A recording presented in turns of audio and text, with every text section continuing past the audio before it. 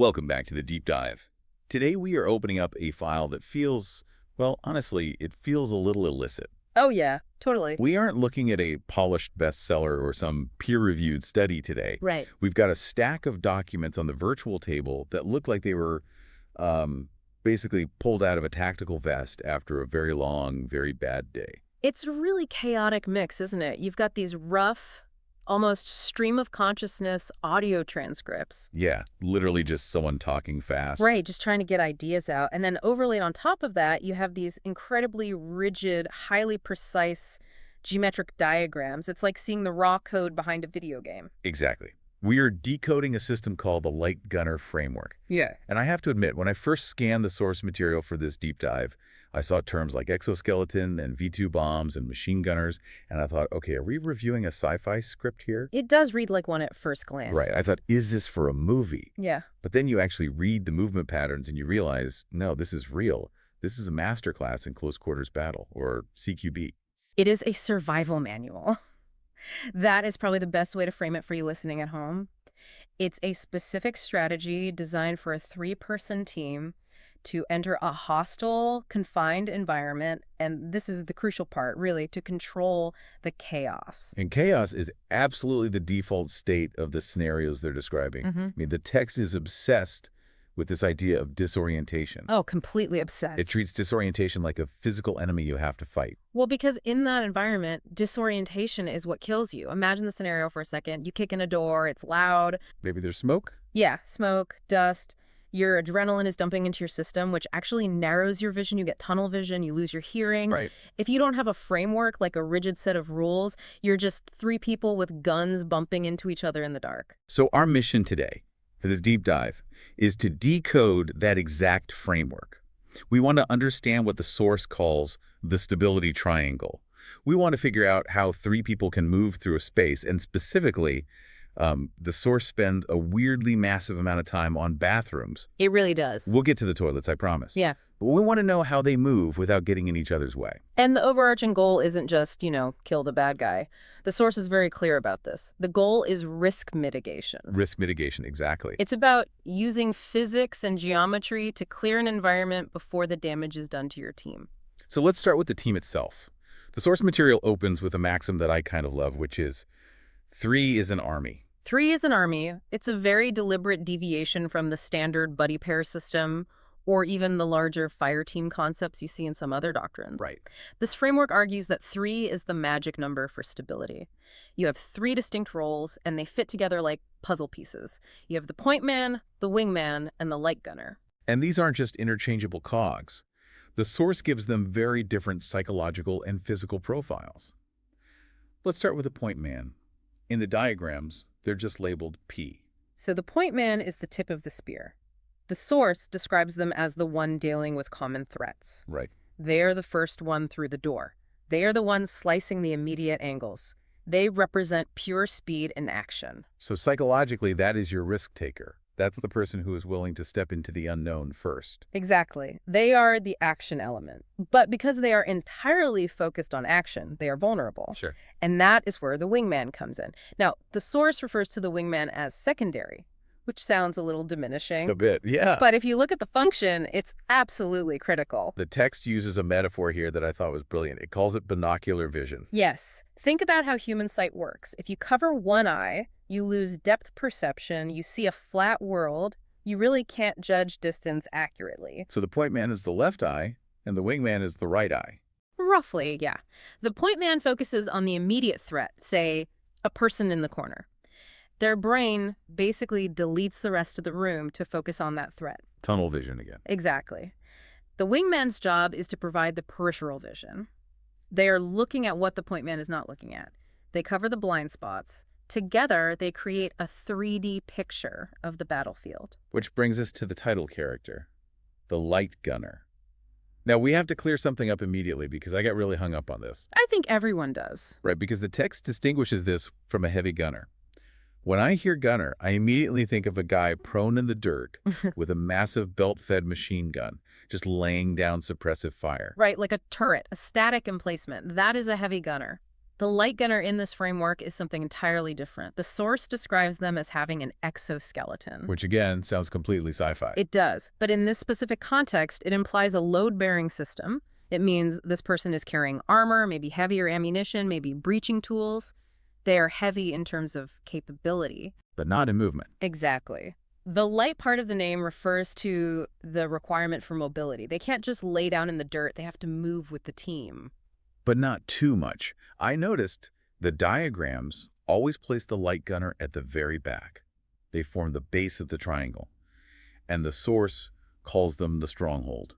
Stronghold is probably the single most important concept we're going to discuss today. Okay.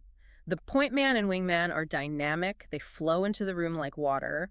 The light gunner is the anchor. In the diagrams, they are literally the center of gravity. It's counterintuitive, right? Usually you'd think the person with the biggest weapon or the exoskeleton should be at the front, acting as a tank, taking the hits. You'd think so, yeah. But this framework puts the tank at the back. Because it's about control. If your tank is at the front and gets surprised or flanked, you lose your biggest asset instantly. That makes sense.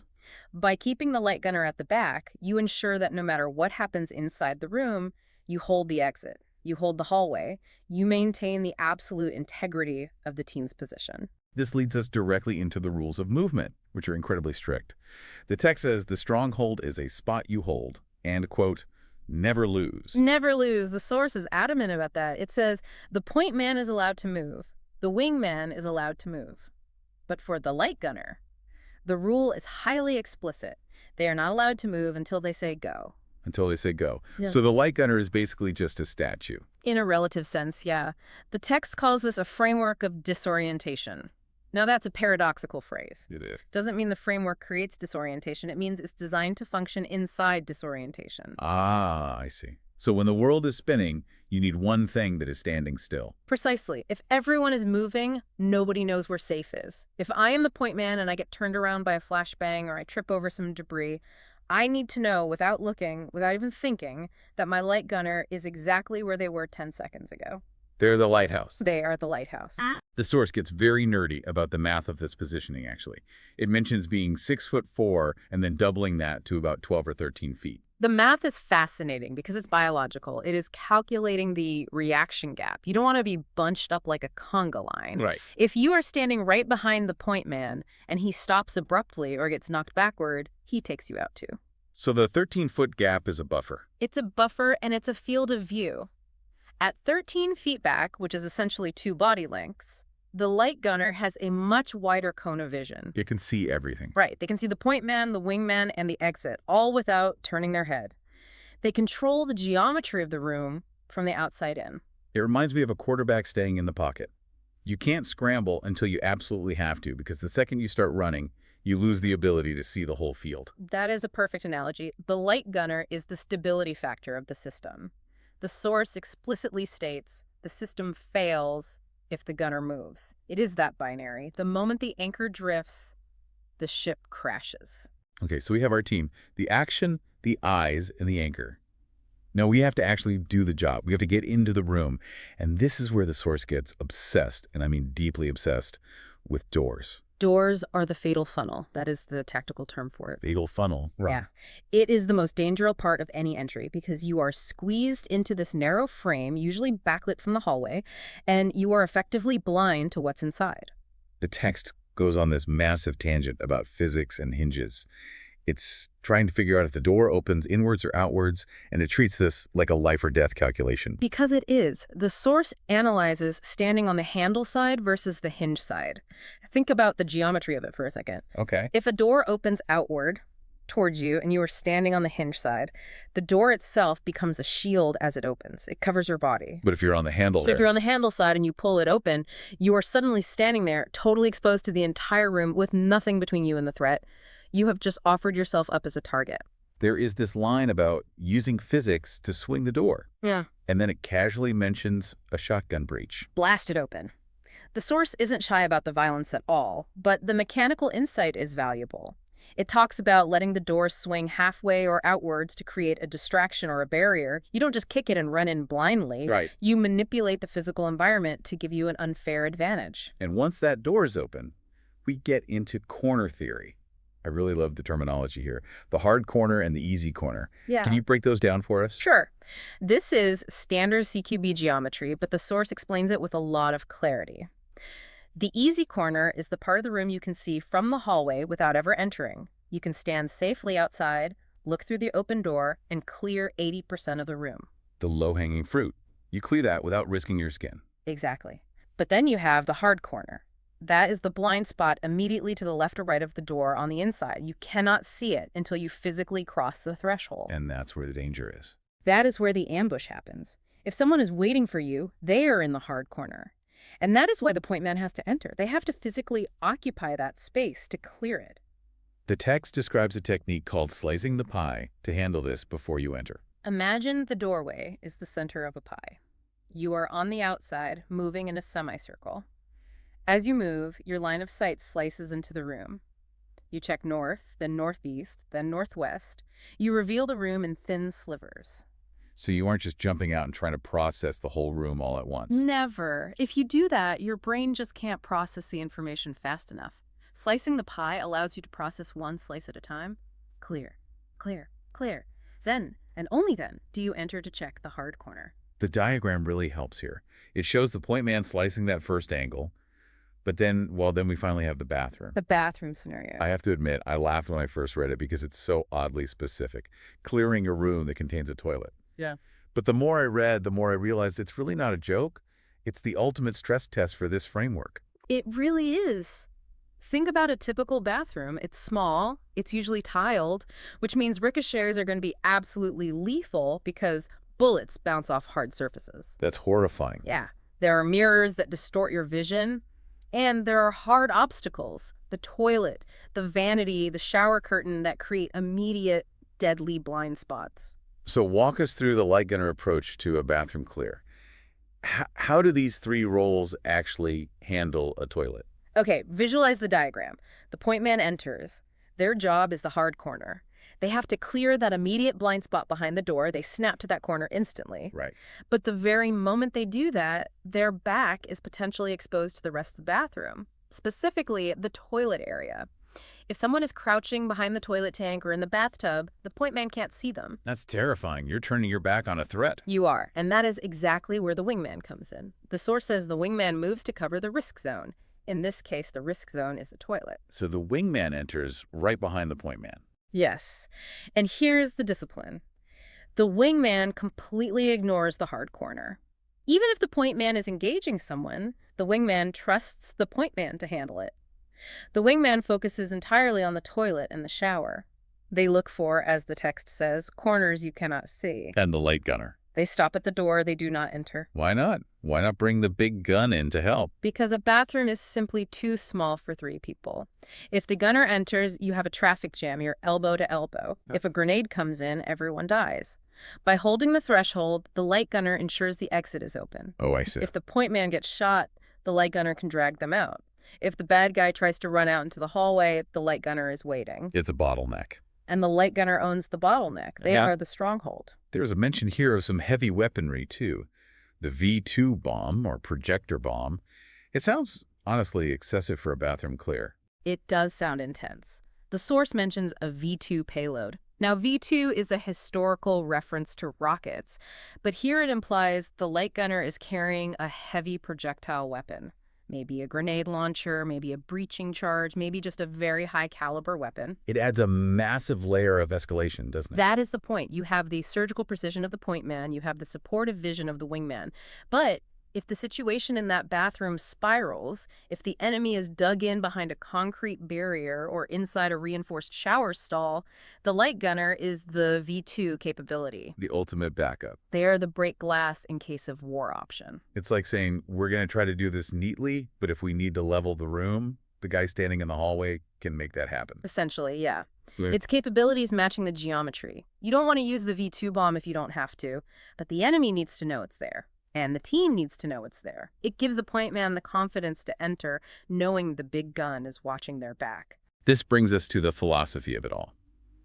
Because yes, this is about shooting and clearing rooms. But the text gets surprisingly philosophical about time and space. It does.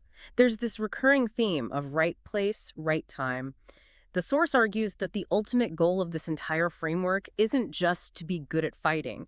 It's to clear a room just by being in the right place at the right time. That sounds almost Zen, like martial arts philosophy. It connects to the OODA loop: observe, orient, decide, act. The idea is that if your positioning is perfect, if your point man slices the pie correctly, if your wingman covers the blind spot instantly, and if your gunner holds the threshold, you have effectively neutralized the room before you even fire a single shot. You've won before it started. You have dominated the space with your presence. It's risk mitigation. Exactly. The source explicitly uses that exact phrase. Mm-hmm. It says the goal is to clear the environment before the damage is done. If you rush in like a cowboy, you create chaos. Yeah. You create disorientation. If you use the light gunner framework, you impose order on the chaos. And that really goes back to the binocular vision concept we touched on earlier. Right. One person acts as a single eye. They are easily fooled. They have no depth perception. But the army of three acts as a single organism with full sensory input. The point man is the fovea, the sharp central focus. The wingman is the peripheral vision. And the light gunner, they are the brainstem. They keep the body upright and grounded. The source also mentions some specific gear that helps with this grounding. We talked about the exoskeleton, but there's also the right shield. A riot shield, effectively. The text suggests using a shield for protection while moving. It implies that the light gunner, or maybe even the point man, might be utilizing this to create movable cover. Again, it's about changing the physics of the encounter. Right. You aren't just a soft target moving through a door. You are a shielded, armored, triangular formation. It changes the psychology of the fight completely, doesn't it? Absolutely. If you are the person in that room, hiding behind the toilet, and this machine enters... And it doesn't just run in screaming. It flows in. It flows in, it checks every corner systematically, and it has a stationary anchor point in the hallway that you cannot flank. It's overwhelming. It is designed to break the enemy's will to fight just by existing. You know, what strikes me about this whole framework is how it balances speed and stillness. We always think of special ops or tactical teams as high speed, low drag, go, go, go. That's the Hollywood version for sure. We love the image of the guy sprinting through the building. But the light gunner, the most critical piece of this puzzle, according to the source, is defined entirely by not moving. That is the stronghold concept again. In any chaotic system, you need a 0 point. You need a constant. If every variable is changing, you have no equation. You can't solve the problem. The light gunner is the constant. It's interesting how the source puts it. It says, a stronghold is like grounding. It's almost electrical. You need a ground wire. That is a great analogy. Without the ground wire, the energy goes everywhere and runs the house down. The light gunner grounds the tactical energy of the team. They absorb the recoil of the operation. They prevent the team from overextending. So let's zoom out a bit. We've looked at the point man, the wingman, the gunner. We've looked at the doors and the toilets. When you look at these documents as a whole, the scribbled notes, the diagrams, the V2 references, what is the big takeaway for you? For me, it's that 3 is an army. We tend to glorify the lone wolf in our culture. The movie hero who kicks down the door and clears the building by himself. The John Wick style. Exactly. But this framework proves that the lone wolf is blind. The lone wolf has no peripheral vision. The lone wolf has no stronghold. If John Wick gets shot in the back, it's over. He has no wingman to cover the risk zone. The source makes it exceptionally clear that safety comes from interdependence. Yes. The point man can only be aggressive because they know the wingman has their back. The wingman can only scan the toilet because they know the gunner is holding the door. It is a closed loop of trust. It's trust codified into geometry. That is a beautiful way to put it. Trust codified into geometry. Huh? You are placing your life in the specific angle your teammate is holding. You don't look at the angle they are covering because you trust them to be there. And I think that applies to more than just clearing a bathroom with a V2 bomb. I should hope so. Most of us aren't clearing bathrooms with explosives on a daily basis. No, but seriously. Think about any team environment. Think about a startup company. Absolutely. In a corporate project, you need a point man. Someone to take the initiative, to pitch the client, to break new ground. That's the risk taker. That's the person who says, let's try this crazy new idea. But if everyone is a risk taker, then you have total chaos. You have no structure. You burn through your capital in a month. So you need a wingman. Someone to check for errors, to look at the legal risks, to handle the operations that the point man is missing because they're too focused on the sale. And you need a light gunner. You need someone to hold the ground, someone who holds the budget or the company culture or the long-term vision, someone who doesn't get swept up in the panic or the excitement of the launch, someone who maintains the stronghold and says, this is where we are, this is our exit strategy, and I am not moving until the objective is complete. I love that. The light gunner isn't the one getting the glory. They aren't the first one in the room. They aren't on the cover of the magazine. But without them, the whole thing falls apart. The system fails if the gunner moves prematurely. That's the rule. If your anchor starts drifting, the ship crashes. So, as we wrap up this deep dive into the light gunner framework, we've gone from raw audio transcripts to tactical geometry to cleaning out toilets. It's been quite a journey through the mechanics of a fire team. It's a testament to how much depth there is in these tactical manuals, even the really rough ones. It's not just violence, it's high-speed problem solving. It's about bringing order to chaos. So here is my question for you, listening right now. We all have our little platoons at work, at home, in our friend groups. Who is your point man? Who is the one kicking down the door and dealing with the immediate problems? And who is your wingman watching your blind spots? Who sees what you miss? But most importantly, who is your light gunner? Who is the person holding the stronghold, keeping everyone else grounded when the chaos starts? And if you can't answer that, maybe it's time to find one. Or maybe, just maybe, you need to plant your feet, hold the door, and be that stronghold for someone else. But before we go, I want to leave you with one final thought to chew on. Oh, lay it on me. The entire light gunner framework assumes the building itself is stationary. But what happens to the stronghold concept when the environment itself is moving? Think about clearing a train car or a ship pitching in the ocean. How does your anchor hold the geometry when the ground beneath them refuses to stay still? Something to think about. That is a whole different level of disorientation right there. Yeah. Just remember, don't move until they say go. Words to live by. Thanks for joining us on this deep dive. We'll see you next time. Stay safe out there.